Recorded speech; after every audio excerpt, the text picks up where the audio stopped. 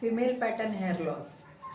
So, female pattern hair loss is seen mostly after the age of 40 years. It may start at the age of 30 years also, but up to 60 years there is it progresses, and then there is baldness seen. So, let's see how it progresses. In the first stage, there here where we part our hair, gradually their density decreases, and then as the disease progresses, this area becomes widened, and then finally we can see that here total baldness is there in the front part. So you can see here also, initially it starts like this, it is normal, and then the hair density goes on decreasing and decreasing as the age advances. So this may be hereditary, or it is uh, it is hormonal, and it is linked to many diseases. It is seen that those who suffer from this female pattern hair loss, they have after the age of 40, they may have risk of heart disease, thyroid disorders, obesity, coronary artery disease, increased cholesterol, and all this.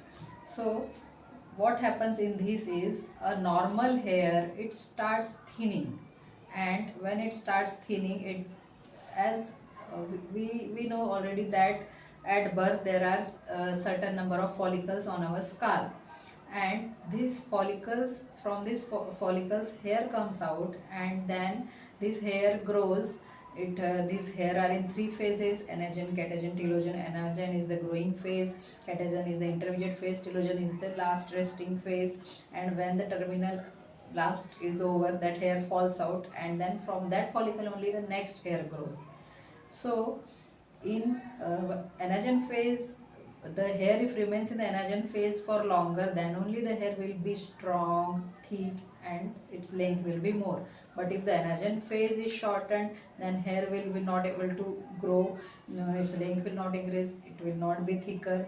So in this pattern alopecia, maybe it may be male pattern hair loss or female pattern hair loss, the uh, anagen phase decreases, and then the hair gradually goes on becoming thinner and non-pigmented also, and this gradually goes on increasing as the age increases. So what can be done for this? First of all is the application of minoxidil.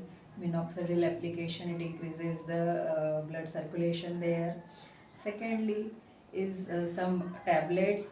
We have to, for investigations in females typically, we have to check iron, hemoglobin, iron saturation, total iron binding capacity, because suppose hemoglobin is 10 or 11, but the iron stores are decreased, so we have to check that. And then serum vitamin B12 levels, thyroid hormone levels, vitamin D levels. In maximum cases, one or two deficiencies are always there, so we have to replenish all those minerals, and it takes, we already know that it takes 4 to 6 months to replenish all these. So diet, exercise, de-stressing, this is very much important here. And after that, we know that at the root of the hair there are stem cells.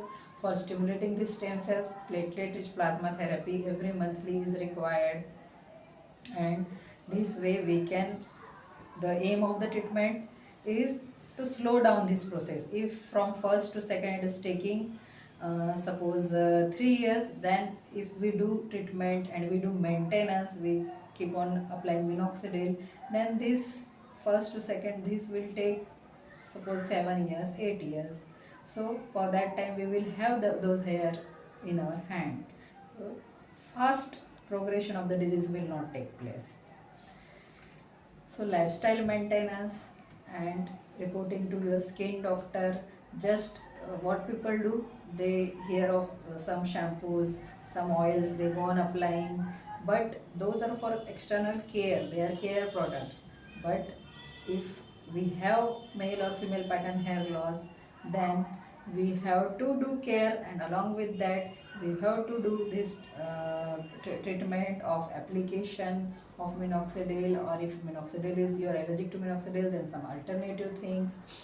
And there are many things available in the market, oral medications, our check our blood, all the blood levels of our vitamins, iron, etc. And along with that, mild shampoos, conditioners. On the scalp we have to use anti-dandruff shampoo. On the hair we have to use mild shampoo, so at a time we have to use two shampoos. So all these things we have to learn.